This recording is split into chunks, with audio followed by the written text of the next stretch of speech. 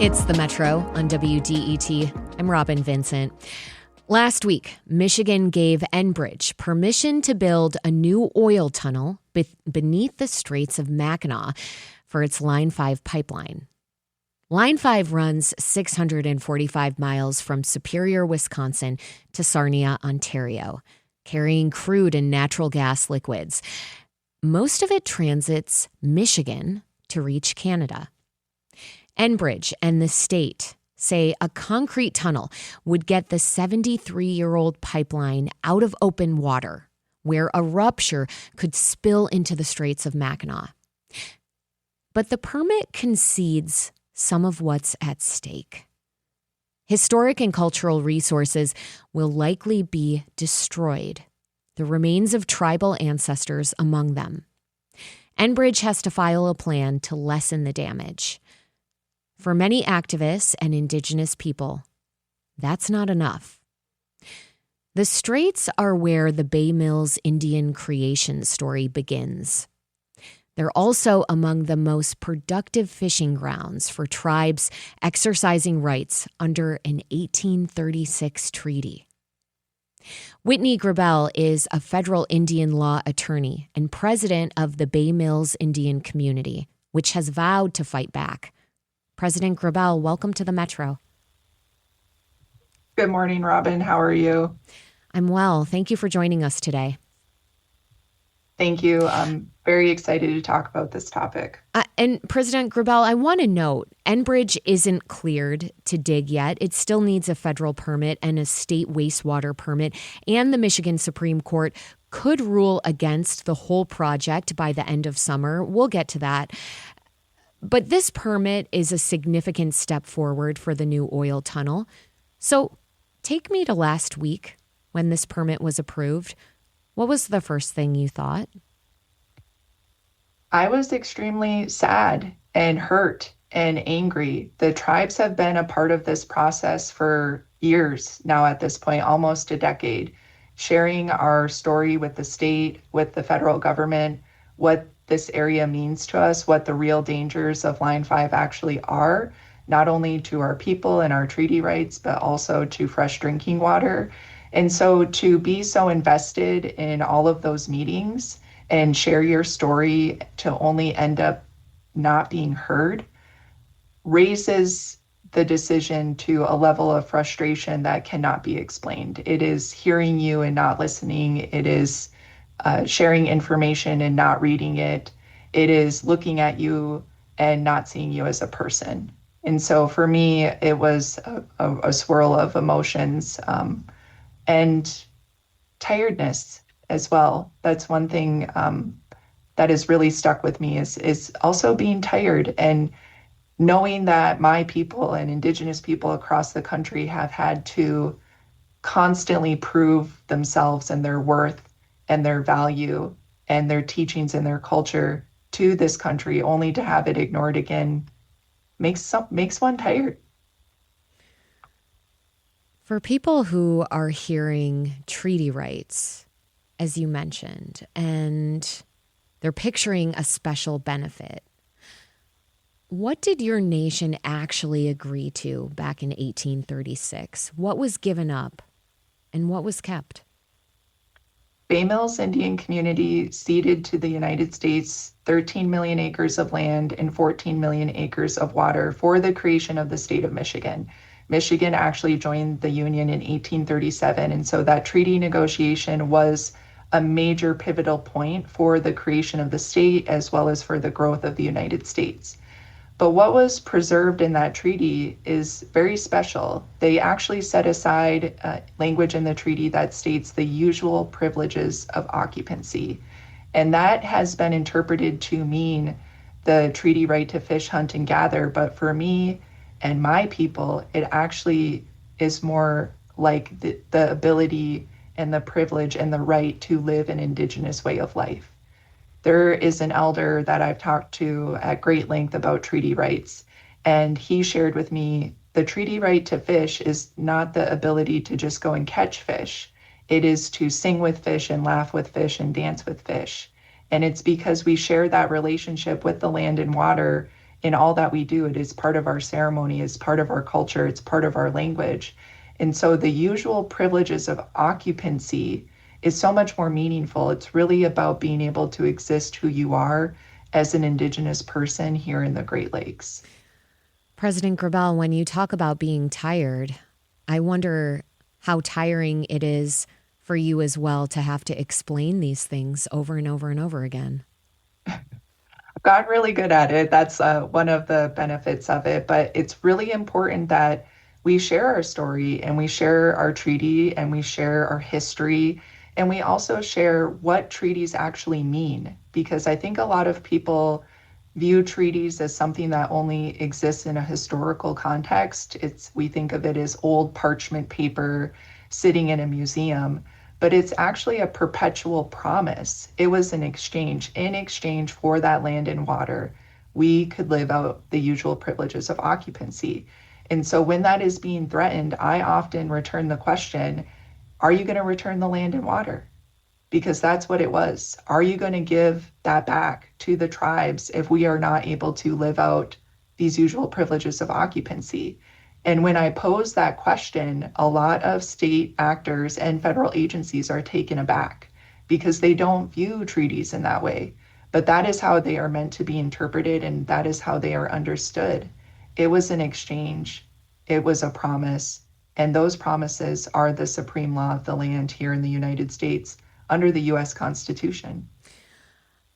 I mean, I realize that quite a few Michigan leaders have been against Line 5. I mean, Governor Gretchen Whitmer campaigned in 2018 on shutting it down.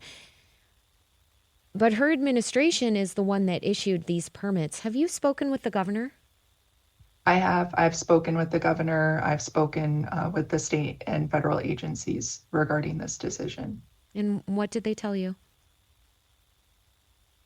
That there's no long-term planning. I think the state has been caught up in the red herring and the trap that has been set by Enbridge. Everyone is so focused on the Straits and the current pipeline as it exists, knowing that it's not safe, knowing that it shouldn't be operational.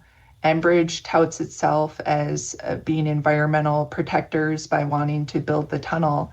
But what we're doing is putting blinders on them. We're not asking ourselves the real question, which is, should we allow Line 5 to continue to operate in the state? The Straits is a trap, and it's a trap that we've fallen into. Let us build the tunnel. Let us protect our mishap. Let us protect you from anchor strikes. But let's also ignore that Line 5 in places other than the Straits has spilled 1.3 million gallons of water. Let's ignore all the hundreds of river crossings and wetlands that Line 5 threatens every single day. Line 5 leaks on an annual basis. It is not something that should be allowed in the Great Lakes. It is not something that should be allowed in the state of Michigan, but we allowed ourselves to fall into the trap, and it was a trap set by Enbridge. And it's short-sighted. How can we solve anchor strikes, but not how can we protect the Great Lakes for future generations? Well, President Gravel, I realize you are not alone here. I mean, all 12 federally recognized tribes in Michigan are against this. Climate and environmental groups are against this, both local and national ones. Much of Michigan's state government, as I mentioned, including the governor, have been against this. Here's what I'm wondering. Besides Enbridge, who is in the coalition that supports Line 5 and continuing Line 5? Those that are misinformed. And the decision last week has really brought to light how misinformed the public is about Line 5. We will see comments about Line 5 impacting fuel prices, yet Enbridge's own experts in court under oath with testimony say it will impact gas prices by less than a penny.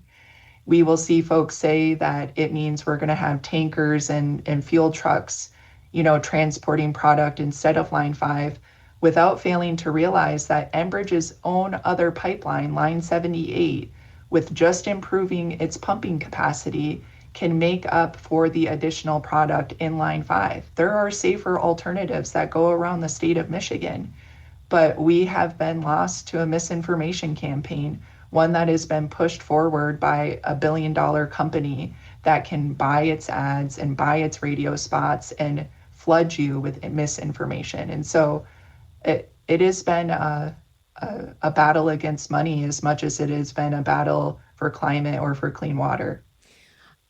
I do want to think about these permits, and they are the reason that we're speaking today, because the Michigan Department of Natural Resources told the Metro that its hands essentially were tied, that by law, the only thing it could weigh was harm to threatened plants and animals.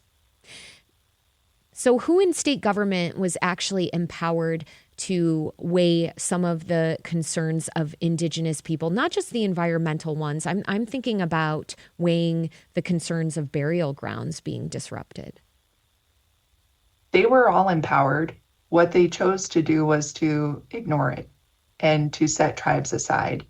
I don't agree with the Michigan Department of Natural Resources statement because they issued that permit knowing that endangered species would be taken. So they made a decision and they made a choice. And that choice is something that the state will have to bear moving forward. And every single time we have met with state agencies and state representatives, including the governor herself, we have shared with them they are empowered. They are stewards of the treaty right just as much as everyone else. It's what you choose to do with that power. It's where you choose to align that power. It's how you choose to empower others. And what they have chosen is not to empower tribes in this situation. So I don't agree. They absolutely are. It's convenient to say that your hands are tied when you've made a wrong decision. It's the Metro on WDET. I'm Robin Vincent. My guest is Whitney Grabel, president of the Bay Mills Indian community in the Upper Peninsula. Last week, Michigan issued key permits for a tunnel to carry the Line 5 oil pipeline beneath the Straits of Mackinac. Bay Mills says it will fight back. President Grabel, for people hearing about this, let's say for the first time, or folks who haven't been paying close attention, what are the consequences for Michigan residents if the pipeline is constructed? It's the loss of clean drinking water for more than 50 million people across the Great Lakes. It's the inability to exercise your rights. If the pipeline were to rupture, you're saying? Yes, if the pipeline ruptures or if the tunnel collapses. That seems to be a misunderstanding as well, that somehow the tunnel is safer, that it's going to somehow resolve all of the problems that currently exist. And it will not. We are exposed 645 miles in the state of Michigan every single day to Line 5. And the interconnectedness of our bodies of water will result in damage no matter where it is located. Well, and the if I may jump in, President Grabel, I mean, this gets at the heart of some of the debate right now, and that is that if Line 5 is going to continue, if you cannot stop it, it's 73 years old, it's sitting on the open lake bed right now. The best way to ensure that it's safer is to create this new tunnel. If you win and there's no tunnel, let's say, and that old pipe stays in the water, what is your plan? The plan is decommission, and that should be the only answer that is acceptable to the state of Michigan. Find it very ironic that on one hand, the state is approving the tunnel, and then on the other hand, they are in court litigating for the decommission of Line 5. It's wanting to have your cake and eat it too, and that is not something that exists when we're talking about the future of the Great Lakes. And so we should really be coalescing our power as a state with our agencies, with the governor, with the attorney general to tell Enbridge, which is a foreign private company that has no rights here in the state of Michigan, that this is our water, these are our rights, and you are not welcome here anymore.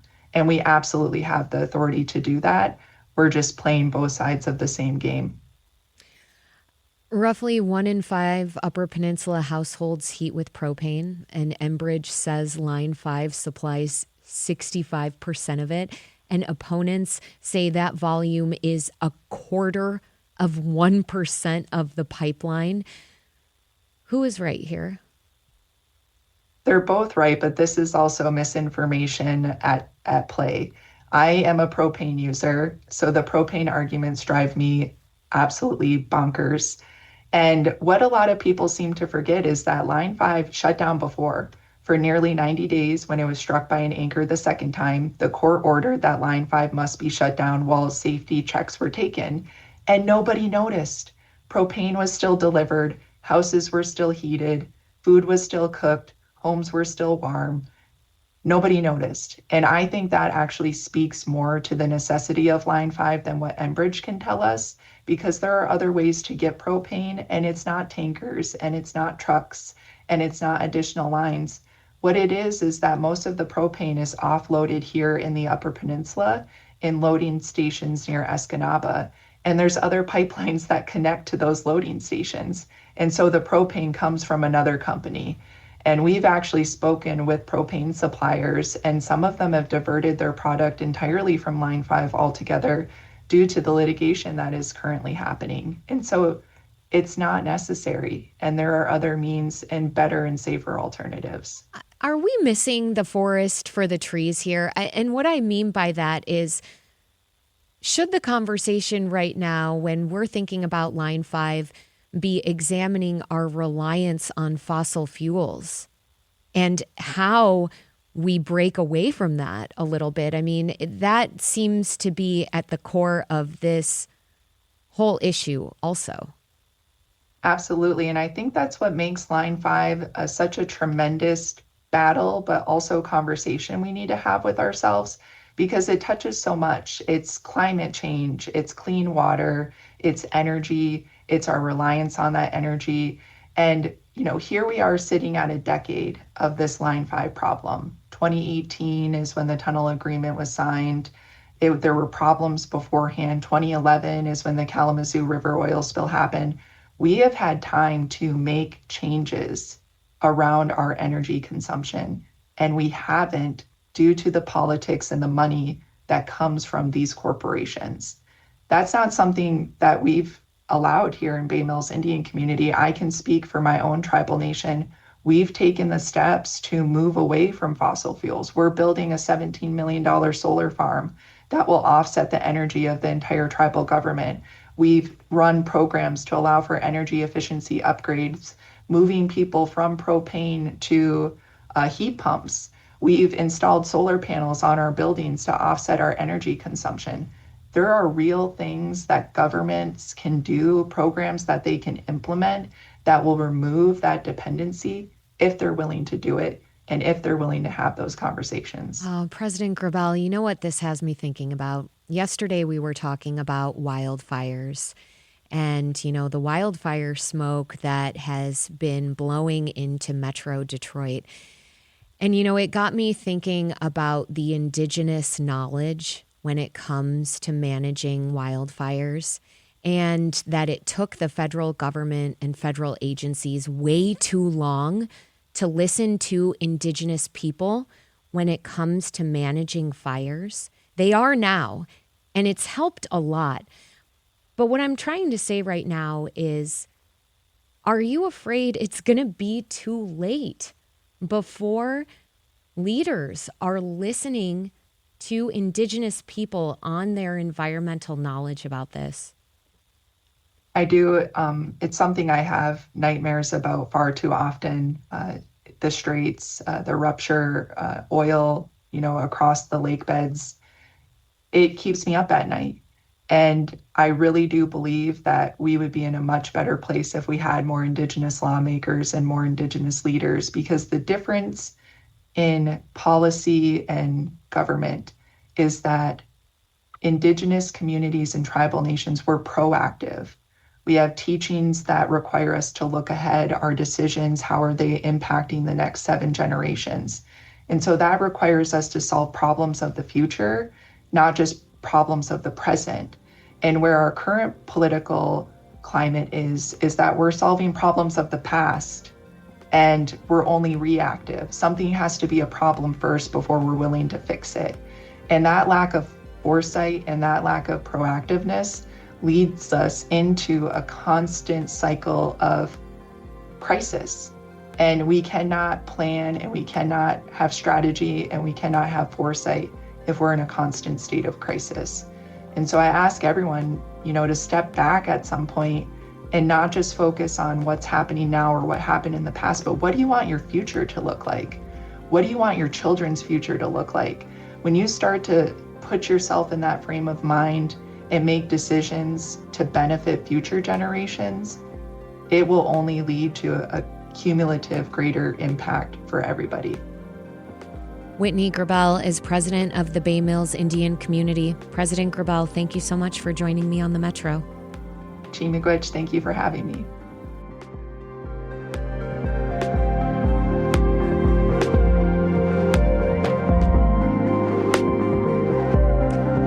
Coming up on the Metro, it is no secret that July has been very hot. Next, we'll find out how Metro Detroit's regional transit agency is easing that burden for riders. Stay with us.